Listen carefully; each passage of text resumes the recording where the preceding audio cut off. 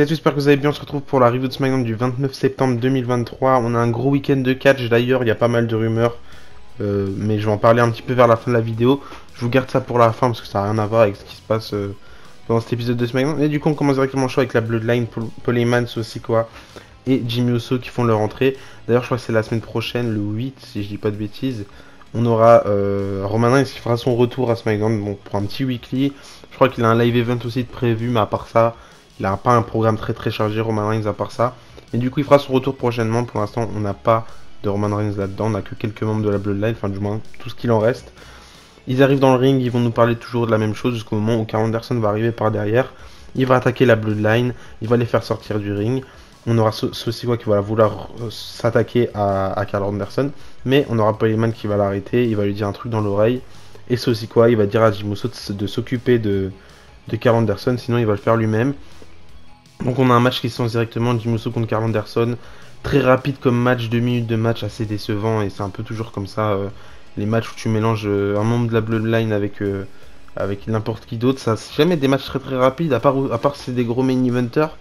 C'est ce qui me dérange un petit peu, on aurait pu avoir un match un petit peu plus combatif entre les deux, même si je suis d'accord pour dire que entre Jimmy Uso de 2023 et Karl Anderson de 2023, il n'y a pas photo sur le niveau d'écart.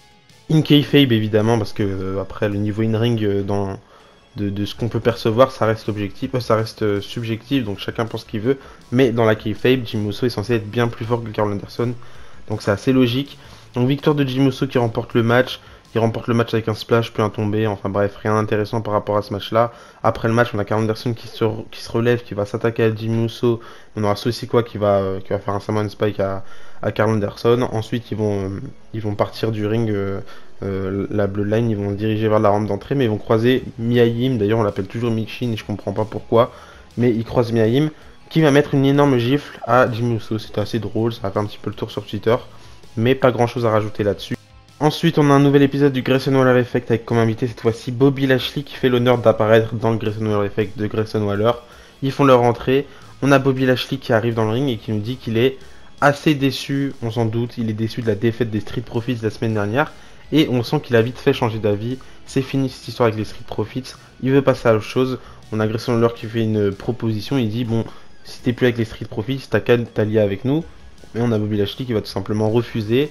Puis on aura les Street Profits qui vont débarquer et on aura du coup Bobby Lashley qui va demander aux Street Profits s'ils veulent créer quelque chose avec lui, ils ont qu'à leur prouver. Donc il laisse les choses en main des Street Profits. Donc on sent finalement que c'est juste un élément dans l'histoire entre les Street Profits et Bobby Lashley et que c'est pas la WWE qui fait encore une fois une mauvaise décision de tout stopper alors qu'ils ont même pas essayé, même si il y a pas mal de fans qui ont cru ça.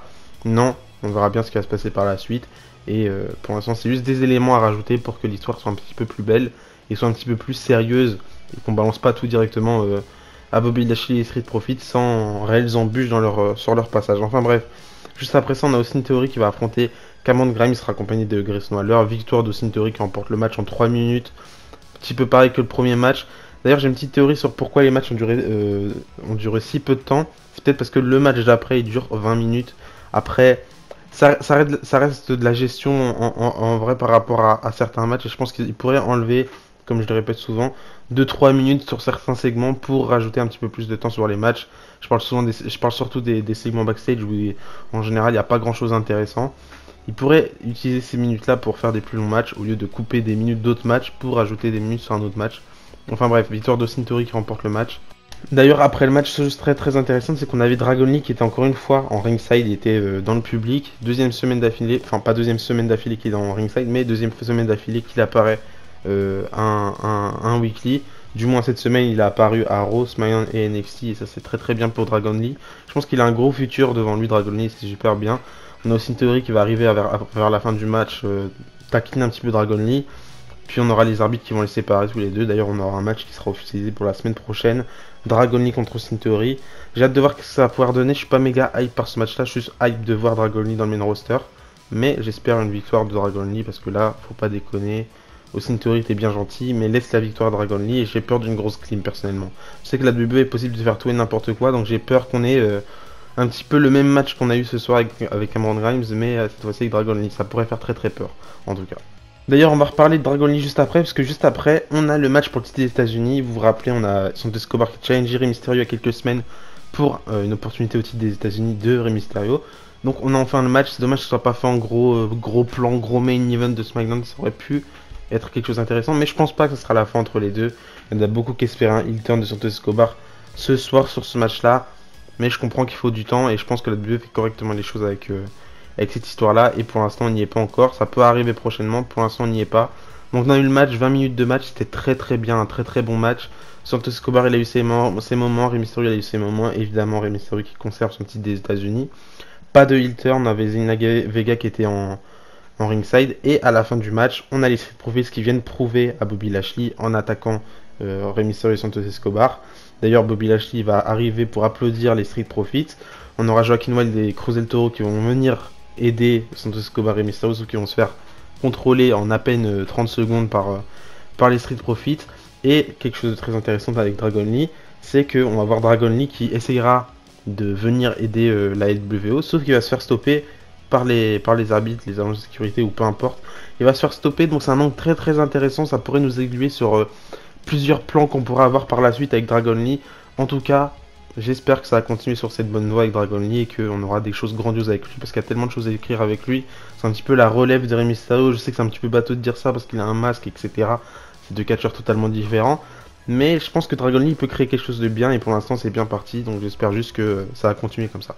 D'ailleurs, après on aura la LWE qui vont challenger Bobby Lashley et Street Profits pour Fastlane, et le match va être officialisé. Je crois qu'il a été officialisé il y a à peine quelques heures au moment où je vous parle. Donc on aura bien LWE contre Bobby Lashley et Street Profits. Maintenant la question c'est quels membres de LWE vont affronter Bobby Lashley et Street Profits. Est-ce que ce sera un handicap match ou quoi que ce soit? J'en ai aucune idée. Est-ce qu'ils vont se faire attaquer avant le match pour rajouter Dragon Lee à la place à Fastlane? J'en ai aucune idée personnellement. Mais en tout cas, je pense que ça peut être un match décisif et qui pourrait y avoir une petite tournure. C'est peut-être à ce moment-là qu'on aura le heel turn de Santos Escobar ou de Rey Mysterio ou peu importe qui fera le heel turn. Mais on pourra bien voir qu'est-ce qui va se passer. Je pense que ça peut être décisif et je pense que le match va être plus intéressant que ce qu'on le pense, même si pour moi, je pense que le match peut être très intéressant. D'ailleurs, je trouve ça hyper important et intéressant de mettre des équipes comme ça qui n'ont pas forcément de titre autour de eux, comme Bobby Lashley et Street Profits en pay-per-view. Juste pour les établir, c'est important d'avoir des matchs comme ça. Faut pas avoir un titre autour de toi ou gagner une opportunité pour apparaître en pay-per-view. Là, on pourrait avoir tout simplement ce match-là en pay-per-view et c'est une très bonne chose de le faire. Ça rajoute un petit peu plus de crédibilité et de crédit à ce qui se passe et ce qu'ils font. Ensuite, Bayley a affronté Charlotte Flair, 7 minutes de match. D'ailleurs, c'était le dernier match de la soirée. Victoire de Charlotte Flair sans surprise. En vrai, quand il y a deux catcheuses dans le ring et qu'il faut prendre une décision sur qui remporte le match, il y a beaucoup de chances que ce soit Charlotte Flair. Si Charlotte Flair est dans le match, c'est un petit peu comme ça que ça fonctionne à la WWE, c'est un petit peu dommage, mais bon, victoire de Charlotte Flair, et peut-être que dans la situation et dans le processus de ce qui se passe actuellement, c'est la chose la plus logique. Je peux le comprendre, mais du coup, voilà, ça m'énerve un petit peu tout le temps Charlotte Flair, alors que Bayley, pour moi, Bayley est les meilleurs. Voilà, je dis les termes, Bayley est les meilleurs que Charlotte Flair. Enfin bref, victoire de Charlotte Flair. Après le match, chose intéressante, c'est qu'on a Damage Control qui entoure le ring, on a Asuka qui débarque, on aura Bayley qui va demander à Asuka et à Charlotte Flair si elles veulent un triple threat match pour le titre. Donc si elles le veulent, bah, elle va leur donner directement, elle le donne sans consulter Io Sky, la championne. Elle va donner le match, donc encore une fois, 2-3 petites preuves comme quoi Bayley, elle pourrait réellement semer un petit peu quelques graines d'une future dissolution de Damage Control à l'avenir. Je sais pas, on pourrait voir ce qui va se passer. J'ai l'impression que la WWE, s'il n'y a pas, des petites fissures dans les factions, ça fonctionne pas. Donc on continue comme d'habitude. Il y a des petites frictions, il y a des petites fissures. Toutes les équipes vont se séparer, mais pas réellement. On continue, c'est un petit peu la vision de la WWE actuellement. En vrai, je le comprends un petit peu de rajouter un petit peu plus de drama dans les factions, histoire de rendre le truc un petit peu plus intriguant, mais t'es pas obligé d'à chaque fois teaser une séparation pour amener le groupe encore plus loin. Je comprends pas en vrai cette idée-là. Je sais pas si c'est une idée Triple H, ça me paraît logique en vrai, ça me paraît crédible que ce soit son idée. Même du côté des NXT, il aimait trop faire des factions comme ça et teaser 2-3 petits trucs, donc ça m'étonnerait même pas que ce soit une idée Triple H. Enfin bref, on termine avec le segment final, on a John Cena qui fait son entrée. Il y a un choix crucial qui s'accorde à John Cena en ce moment, c'est soit il va honorer son contrat qu'il a signé, comme quoi il va affronter du coup la Bloodline à Fastlane, ou soit il refuse et il annule le combat totalement. Mais John Cena veut honorer son contrat, on connaît si John Cena, il abandonne jamais, c'est un bel exemple pour tout le monde John Cena, donc forcément il va accepter le challenge, handicap match 1 contre 2 à Fastlane Sauf que le problème c'est que Fastlane n'a pas encore commencé et on a John Cena qui va déjà se faire attaquer par Jey Uso et Sikoa qui vont faire leur entrée. Ils sont attaqués, ils se font, ils sont, comment ça, ils se font attaquer, ils se fait défoncer par Jey Uso et Sikoa jusqu'au moment où on a la musique d'Elena qui retentit. Il fait son grand retour après à peine une semaine d'absence. La semaine dernière, il devait faire son retour. Enfin, ce segment-là était prévu pour la semaine dernière, sauf qu'il avait le Covid. Il n'avait pas pu être présent, donc ça avait été annulé. Et au final, on avait eu cet angle un petit peu plus d'intrigue, encore une fois, où John Cena il devait affronter. On se demandait qui allait être le partenaire de John Cena. On pouvait s'imaginer des tas de choses, mais finalement, le plan initial c'était LA Knight. Finalement, c'est pas plus mal que ça se soit passé comme ça, avec une semaine de plus d'intrigue. Je vois pas comment ils auraient pu build up le truc un petit peu mieux que ça avec une semaine de plus. Donc là, tant mieux finalement. LA Knight qui débarque, il arrive pour s'attaquer à la Bloodline, il va signer le contrat. Et du coup, LA Knight sera le partenaire de John Cena à Fastlane. D'ailleurs, je crois que ce sera le main event. Ça me dérange un petit peu que ce soit le main event parce que je m'en fous un peu de ce combat-là. Certes, c'est John Cena, certes, c'est LA Knight, certes, c'est Jey Uso et c'est aussi quoi. Et personnellement, je m'en fous. Il y a d'autres matchs qui m'intéressent plus. Déjà, Nakamura contre Rollins, ça m'intéresse bien plus. Il y a un titre qui est en jeu. C'est le titre de championnat du monde qui est mis en jeu. Je vois pas pourquoi ça fait pas le main event. Mais je comprends, c'est John Cena et forcément, il faut que ce soit le main event. Et je le comprends totalement. C'est ma superstar préférée de tous les temps. Et je vais pas me plaindre non plus qu'il soit dans le main event. Même si, encore une fois, je sais faire la part des choses. Et je pense que faut laisser la place aux choses les plus importantes. Et en l'occurrence, bah, je pense que le titre de Seth Rollins c'est bien plus important que cette feud là. Mais bon, ça reste la Bloodline, ça reste John Cena encore une fois. D'ailleurs, tout plein de petites rumeurs. Avant ça, on a Michael Cole qui va mentionner du coup Jade Cargill qui a signé la WWE. J'avais fait une précédente vidéo où je vous parlais de ça. Il l'a mentionné, on va voir comment ça va se passer. On va voir dans quel brand elle va faire son grand départ, si je peux dire ça comme ça. Il y a pas mal de petites rumeurs déjà. Ce qu'on sait, c'est que ce samedi, donc ce soir, il y aura No Mercy, le pay-per-view de NXT qui aura lieu. Et le match entre Becky Lynch et Tiffany Stratton pour le titre de NXT, ce sera le main event. Donc peut-être ça nous indique le main event, ça nous indique peut-être qu'on aura Jade Cargill qui sera dans ce main event là, qui va intervenir à la fin. J'en ai aucune idée, je sais pas pourquoi ça a été le main event. Mais ça reste des spéculations. D'ailleurs, il y a d'autres spéculations qui disent que la WWE a déjà taffé sur plein de plans pour Jade Cargill en solo dans le main roster. Donc c'est fort probable qu'elle soit dans le main roster. Mais on verra bien, pour l'instant on n'y est pas encore. On va parler de Edge qui, son contrat se termine aujourd'hui. Je crois que c'est aujourd'hui qu'il se termine. Si c'est pas aujourd'hui, ce sera demain ou c'était hier ou peu importe.